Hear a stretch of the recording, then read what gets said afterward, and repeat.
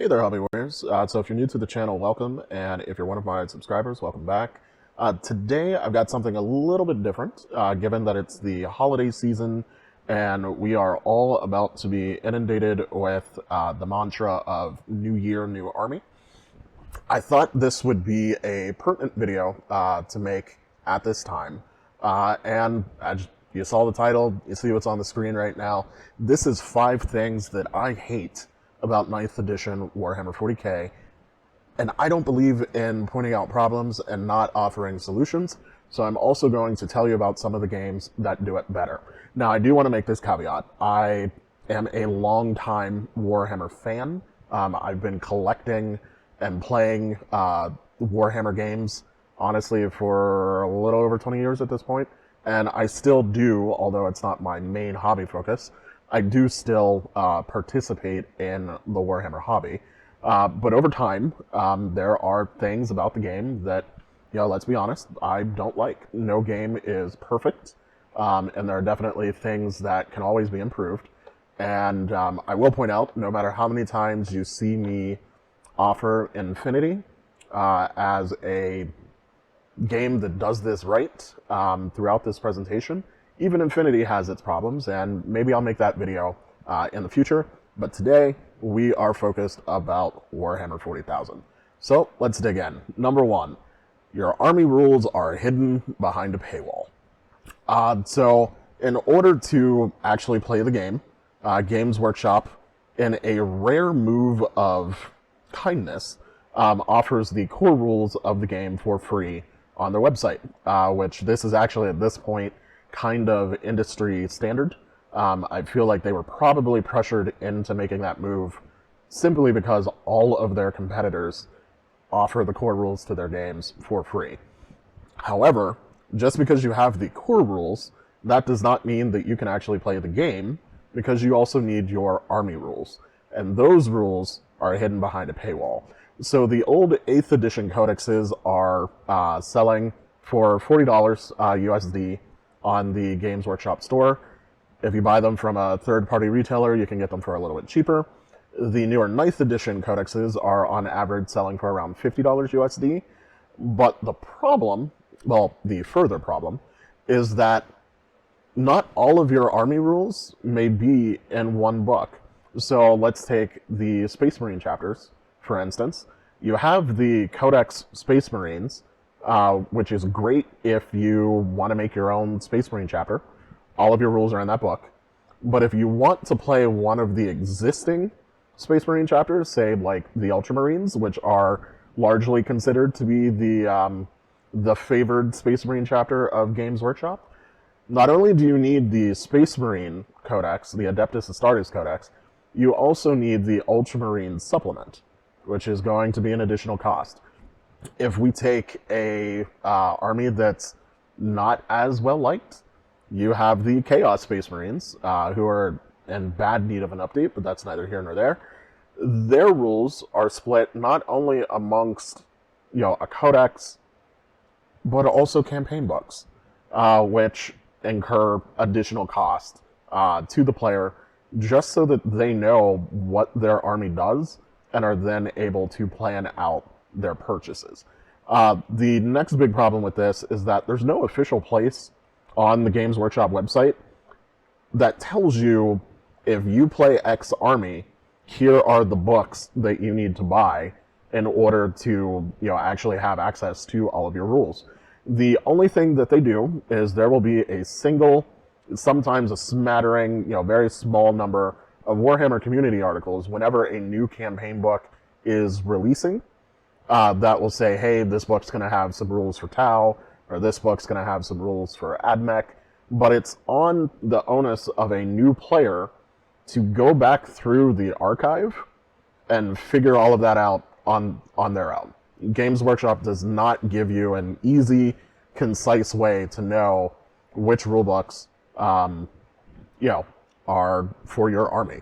And then lastly, there's no try before you buy available with Games Workshop. So with lots of retail companies, which, let's face it, even though they're selling games, Games Workshop is a retail company, there's usually some way for you to try a retail company's products before you make that commitment to buying them. So say for instance, Bath and Body Works, the candle and lotion and perfume company. When you walk into one of their stores, literally every single product that they sell, all of the body creams, the lotions, the shower gels, all of it, they will have sample bottles on the shelves that you can open and smell. You can open up all the candles and see what they smell like, so that you know what you're getting when you decide to make that purchase. With Games Workshop, you're expected as a new person to just dive in head first, and you may end up buying things that you don't need, or later on down the line you find out that hey, this unit that I thought looked really cool doesn't actually do anything for me in the game, and I would have rather spent that money on something else. And so that can be a really tall order to ask for a new player, when comparatively, you could get a sci-fi themed miniature board game like Zombicide Invader, which I will put some pictures of the contents up on the screen right now, and it retails for $100 on Amazon, and it's a complete experience in the box. Same genre, it's still sort of grimdark sci-fi.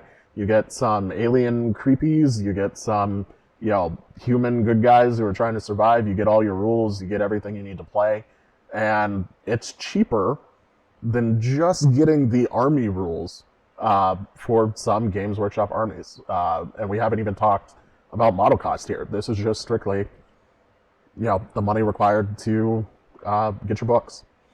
All right, so what companies do it better? So honestly, almost all of Games Workshop's competitors, but I couldn't fit them all on the screen and have it be legible. So I just picked the top 8 for me.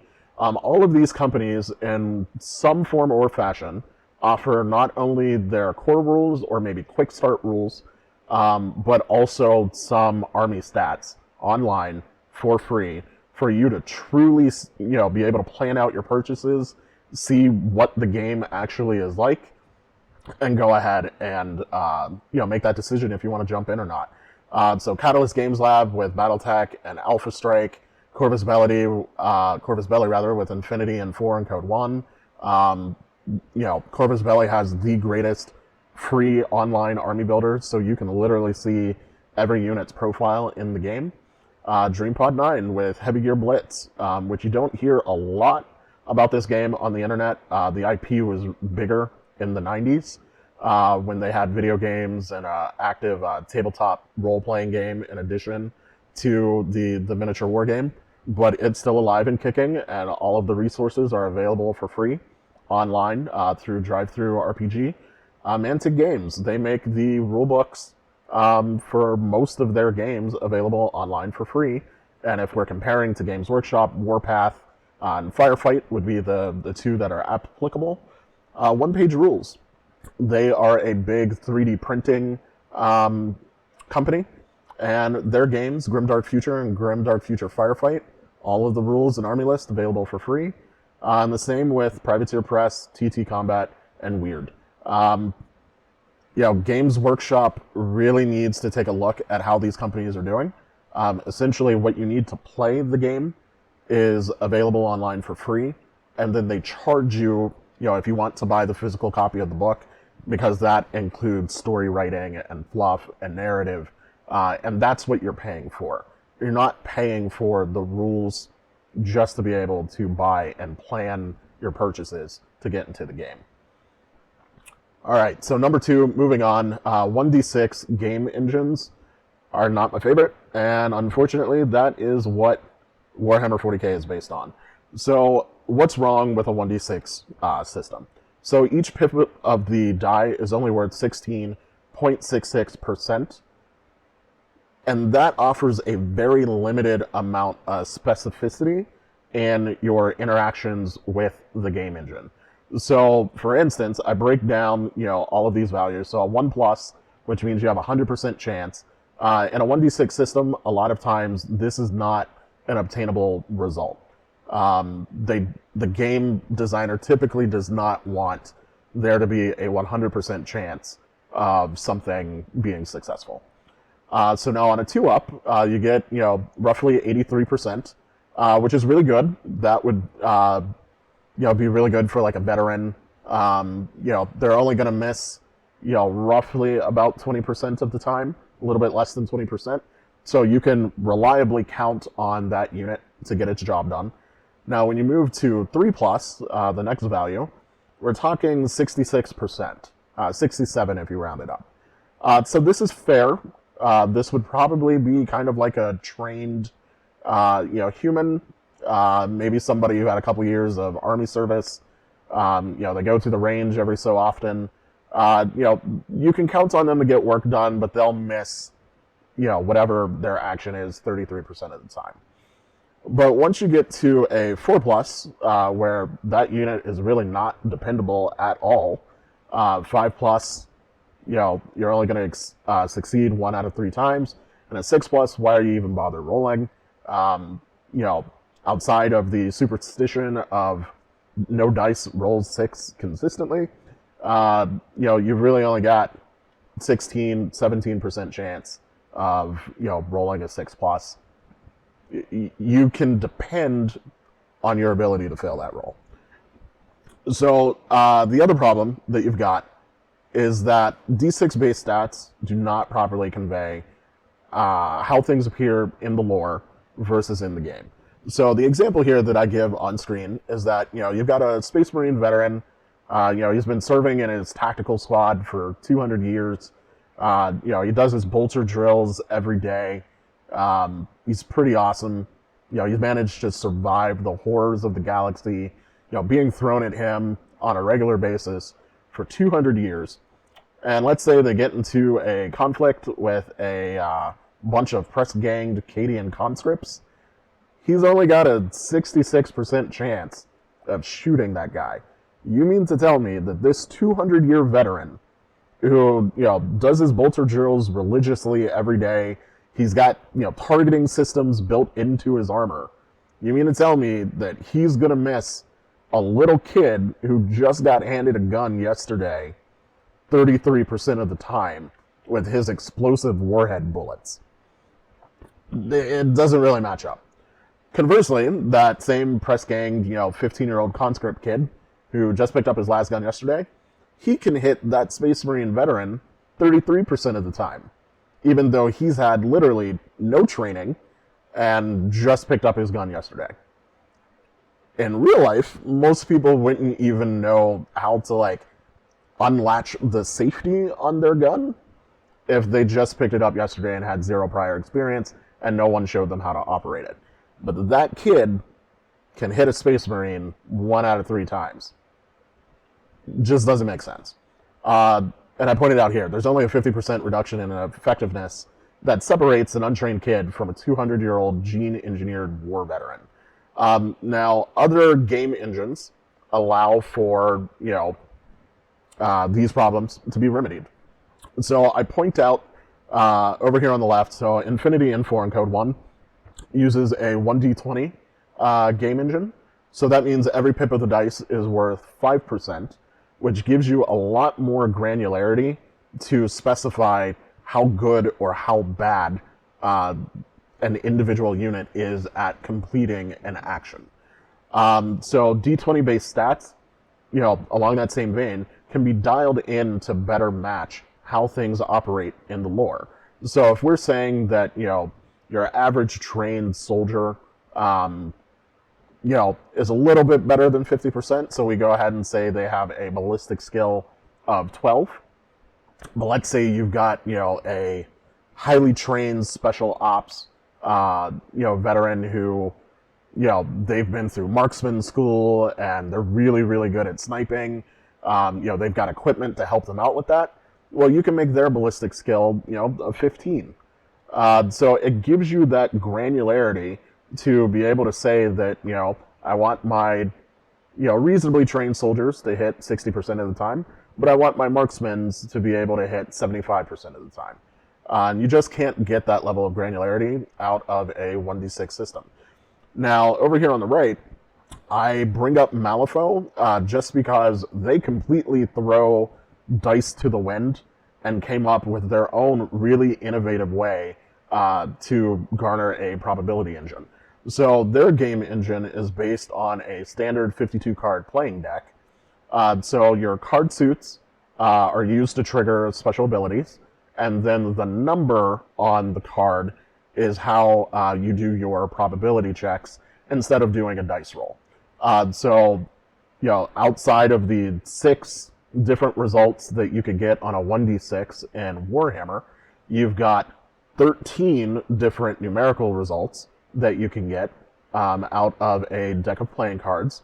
You also have to account for probability-wise that the more cards that come out of the deck, that changes the probability of what is remaining. So that actually makes the game way more mathematically interesting as the game progresses. Lastly, they also have this cheating fate mechanic where each player has a hand of cards where, let's say, the probability engine really screws you and you flip, let's say, a 2, and you really need that action to go through, and maybe in your hand you're holding a 9.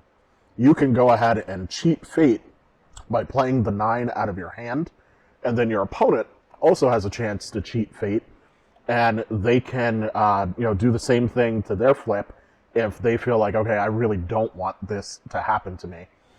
So it adds another tactical layer to the game where you're sort of betting your cards on how much you need something to happen. So I went ahead and threw them in there. There are, of course, other games that have other types of engines, like D10 based game engines are also relatively good. But for simplicity's sake, I just picked my top 2. All right, so moving on, number 3, alternating turns. And this is probably every Custodes player that's ever had to play against a Horde army ever. This is what they look like, because sitting through 20 to 30 minutes of someone taking a very long turn with a Horde army kind of sucks. So let's get into it. So in Warhammer 40K, players are given limited opportunity to affect the game during their opponent's turn. You really only got 3 opportunities. 1, if your army happens to have a psychic character, you're able to deny your opponent's psychic spells. Not all armies have psychic characters, and then even the armies that do, not all builds utilize them. So this scenario is actually fairly rare for most armies. In 9th edition, only 1 unit can fire Overwatch during the charge phase, and that shooting is typically ineffectual since you're hunting for relatively low probability dice rolls for most armies. So yeah, you get to fire your shots. By and large, they're not really going to do anything, and you're just really kind of wasting your time. And then players do have a chance to fight in the fight phase, which I would argue that this is probably the biggest opportunity that you have to interact with your opponent's army during their turn. So I've already mentioned playing against Horde armies can be unfun. There's literally nothing fun about watching someone move 5 units of 20 orc boys, model by model, across the field, and then having to watch them roll all of the dice for the shooting, and then watching them have to move them again when they decide to charge. You can spend a lot of time not being interactive with the game, which, I mean, I've seen people at the local game store who maybe they're playing against like an orc or a Tyranid or an Imperial Guard player, and maybe for a few seconds while that player is moving, they might be thinking about their next turn and how they need to counteract all of this. But eventually they get bored and they might start looking at their phone. They might wander off and start talking to some of the other people who are playing, and just tell their opponent, like, hey, whenever you're done, just call me, or like if you're ready for me to roll saves, just let me know. It just leads to a very unfun experience. And then lastly, which is really my own personal gripe, is that players don't have the opportunity to react to their opponent in a realistic manner. So I get it.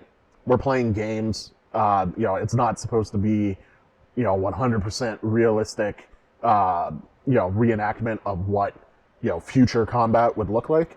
But there's just some things that don't make sense. So, like, if I beat you, senseless in melee, and then in your next turn you decide to retreat out of that combat, why in the world would my 200-year-old veteran Space Marines just stand there and let that happen? I kind of feel like they'd probably shoot you in the back. Also, when units are, rushing out of cover en masse because they're planning to move up and then maybe charge, or they're trying to bring their weapons to bear, why would my army sit there, watch this happen, and not do anything about it? So it creates this, incongruity that, it's not fun. And again, I get that we're not necessarily going for realism, but it just creates this glaring, like I said, incongruity that I just can't resolve in my head. So turn structure, who does it better? Again, I've got to mention Infinity, N4 and Code 1. They have this automatic reaction order, or ARO system as they like to call it, where they still have alternating turns. So still, you take your turn, I take my turn. However, any of my units that have line of sight, or in special circumstances, if you're hackable and you're in the hacking range of like one of my hackers, I get to react to whatever you're doing in your turn. So like their marketing slogan is, it's always your turn, because of this mechanic. So if you, run your unit out of cover into the open, and 3 of my units have line of sight to you, all 3 of my units can decide to shoot you in your turn. That makes the game way more engaging. It makes there be a reason for someone to pay attention to their opponent's turn, and not get distracted and like wander away from the table. And then in addition to that, because we have this automatic reaction order system, most attacks that happen in the game are opposed rolls. So we're both rolling to see, who was better at attacking. Or if I chose dodge as my action, we're rolling to see, am I better at dodging than you are at trying to shoot me? So you're always engaged with the game engine, whether or not it's your turn. Now on the other side, I gave that second slot to Bolt Action / Conflict 47 because they both use pretty much the same game engine. So the way they handle activation is that it's actually a blind random activation system. So it's a shared turn. There are no alternating turns. We're both taking a shared game round. And then every unit on the table gets an activation die. And those dice go into a bag. And you shake that up. And then you randomly pull a die out. And let's say it was Germans versus Americans.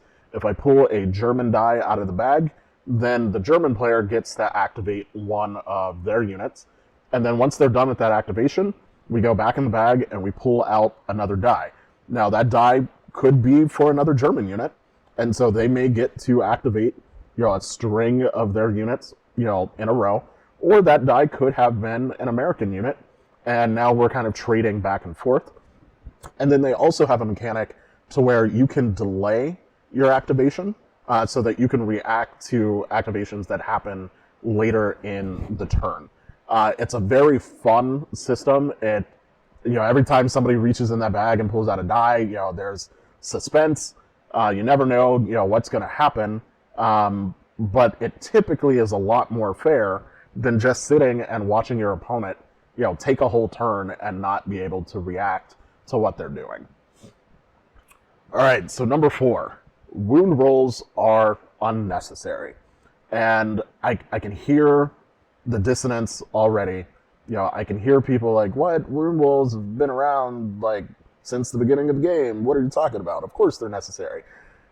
I'm going to argue that they're not. So let's abstract the attack sequence used in Warhammer 40K, not just in 9th edition, but I started playing in 3rd edition and it really hasn't changed. Let's abstract that out to a conceptual level. So the hit roll is used to determine the accuracy of the attack, whether or not I can hit you. The wound roll is used to determine the damage potential of the attack. So now that we've agreed that I've hit you, is my weapon strong enough to damage you? The save roll is used to ignore any damage that may have resulted from the attack. Pretty self-explanatory. But then we have this fourth item, the damage stat / roll, because now in 9th edition, some weapons have variable damage. But the purpose of this is to determine the damage potential of an attack. So as you can see, number 2 and number 4 literally serve the same exact purpose. Therefore, one of them is redundant, and I would argue the problem is this wound roll. So here's why. So one, we've already seen it's an unnecessary step. That just makes the games longer by having to roll dice for an extra unnecessary step. For people who like playing competitively, or even if you're more mathematically inclined and you wanted to try and figure out how effective different units are, this adds another arbitrary step into those mathematical calculations to determine a unit's efficacy. And then 3, it does not convey how devastating it would be to receive even a glancing hit from a Warhammer 40K weapon. So the example that I outline here is that I'm a Space Marine Devastator, and I hit you, a Cadian Conscript, with my plasma cannon. I shot a miniature sun, and I hit you with it. Unfortunately, though, my owner rolled a 1 to wound, meaning that conceptually my miniature sun glanced your shoulder because you were like, oh crap, there's a miniature sun coming at me, and maybe you tripped over a rock and started flailing. The flight trajectory of the sun, instead of no longer being center of mass, it's now clipping your shoulder. Now, a reasonable outcome would be that you'd still die instantly because you came into contact with a miniature sun. What actually happens in game is that somehow you just miraculously survive because you're tougher than a miniature sun. Nothing to do with your armor, nothing to do with any protective gear that you might have. You're just tougher than a miniature sun. Because remember, the wound roll is comparing the strength of the weapon to the toughness of the target. So somehow your frail 15-year-old human body managed to overpower a miniature sun. It just makes no sense. So for damage calculations, who do I feel does it better? Again, I warned you, you're going to see a lot of infinity in this list, but I had to include them again. So rolling the hit, like we said previously, is usually an opposed check. So either we're shooting at each other, or one person shooting and one person dodging. But in the event that someone gets hit, they have to make a save roll against a target number. And that number is the damage value of the weapon minus the target's relative defensive stat. So like if it was a hacking attack, we would subtract my biotech defense. If it was just a physical melee attack or a shooting attack, then we'll use my armor value. So we subtract the relevant stat from the damage value of the weapon, and then I have to roll higher than that target number on a d20. If I fail that roll, I take a wound. And now most things in Infinity only have 1 or 2 wounds. There are some other special rules that with different ammo types where things might work a little bit differently, but in general, that's how it works. They've eliminated this whole extra step of like wounding. You got hit with a sci-fi weapon that does this damage, and how does your gear and ability and all of that protect you from that damage? And they're able to do that in 2 rolls. Now with Heavy Gear Blitz, who I gave the second slot to, similar to Infinity, players make an opposed attack and defense roll. So for most units in Heavy Gear, you're talking about mechs. So when someone's shooting at a mech, you're comparing their gunnery skill to that target's piloting skill, their ability to evade. But in the event of a successful hit, there is no more rolling. What you do is you add the margin of success of the attack roll to the damage value of the weapon that's being used, and then you subtract the target's armor. So it's a very small, easy mathematical equation to figure out how much damage that unit takes, or whether or not they don't take damage, because some weapons might not be able to penetrate a target's armor that well. So they managed to do it in just one roll. You don't need the wound roll. It's extraneous. All right, so last on the list, number 5, bucket of dice mechanics. So yes, gamers love rolling dice. It's easily in the top 5 reasons why we play war games. However, you can have too much of a good thing. So go with me. The example that I give here is resolving shooting for a 20-man mob of orc boys that are in Docker range. If you enjoy sitting there and watching that happen, I posit that you are chaotic evil and anarchist, and you just want to see the world burn. Bucket of dice mechanics are just a time sink. If you have to resolve, 50 plus attacks, the hit roll, the wound roll, the save roll, that takes a lot of time to sort through all of the successes, pick out all of the misses, pick up those dice, roll them again, having space to roll 50 dice, picking dice up off the floor. It can be a huge deal that takes time to resolve. Now, imagine repeating these situations multiple times per turn, because, that orc horde player, of course, brought multiple max size units of orcs that are all in Docker range over, multiple turns of the game, and that actually does add up to a sizable chunk of time. And now it even more negatively impacts tournament play or competitive play, because these events typically are timed. And so in situation A, you've got players who purposely abuse the fact that the game is timed by taking actions that might not be effective for their strategy to try and win the game. However, it requires rolling like 100 dice to resolve that situation. It's going to eat up time, and they know that they can use that to steal time away from their opponent.